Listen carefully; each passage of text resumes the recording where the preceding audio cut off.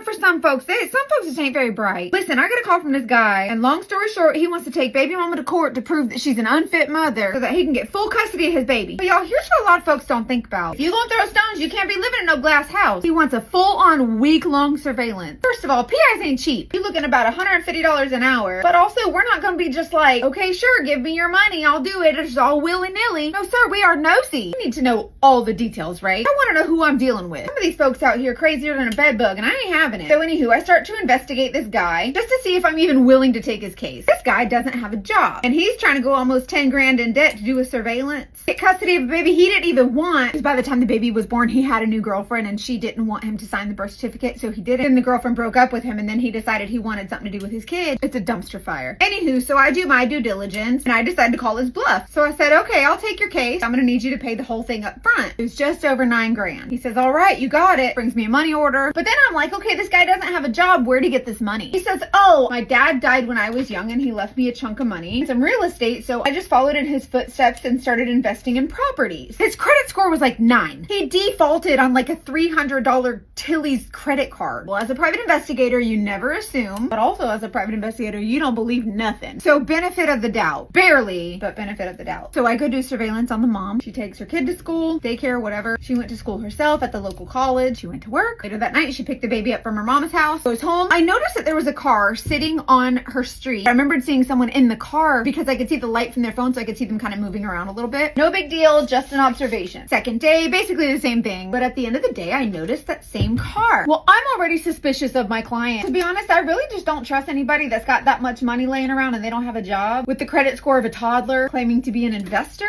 So I tested him. Asked him one more time, is there something specific I should be looking for? Seems like she's on the up and up. He says, I don't know, man. I just feel like she's still doing them drugs. I don't want my kid around that. So anywho, I tell him that I'm leaving and I left. Except I didn't leave. I pretended to leave, but I just drove around the block and parked my happy ass way further down the street so I could watch and see what was going on with this one car. Nothing happened. The car just left, which to me was much more suspicious than anybody doing anything. So I followed that car. At this point, I have no idea if this car has anything to do with my case or not. I just don't believe in coincidence. Y'all, sure as the day is long, that car drove to a trap house. One of the guys from the house walks out to the car, leans into the passenger window, does a little looky-loo like this, puts his hand in, pulls his hand out. Y'all are dumb. We know you ain't trading baseball cards, but whatever, I'm invested, right? So I keep following the car. And that car goes to my client's house, who lives with his mama nonetheless, at 34 years old, but it's fine. The client steps out his front door to greet his little friend, and y'all, they are trading snacks for dollar bills right there on the front sidewalk, right there in front of God and everybody. I mean, it was dark outside, but hello, I could still see you. Just holding up snack bags, admiring their treats, counting out money to each other. Yo, what in the goldfish crackers is going on? Well, I started to do more investigating. Now, I can't just ask my client, hey, are you a snack dealer? Like, what's he going to say? Yeah, you found my LinkedIn. So I did what I do. For safety, legal, and liability reasons, I will not be explaining how. But this dude is not only a snack dealer. Y'all, we're talking about Pixie Sticks, candy cigarettes, Skittles, crackers. Are y'all picking up what I'm putting down? Y'all, this man basically opened up an adult version of a lemonade stand right from his mama's home. Now I knew where all his money had come from, right? Now listen here. I like to pay my bills as much as the next fella, but I ain't trying to do it with no dirty money. One thing about me is I will always do the right thing. I ain't trying that. The Lord seen it. I ain't trying to get in trouble with the big man. No, sir. So anyways, I ended up doing some more research. Once I discovered this, I could no longer ethically, morally, professionally, legally, whatever, deal with this case any further. So I call him up and I say, hey, Brian, I have a huge favor to ask you. I said, after you signed our contract and I scanned it in, I shredded it to keep your information safe, but it didn't get scanned in properly. Will you please sign the contract one more time? He says, yeah, sure, of course, no problem. So just to cover my bases, I made it a point to go through every bullet point with him. And there's a part in my contract that says, if you lie to me, this contract is null and void. And he says,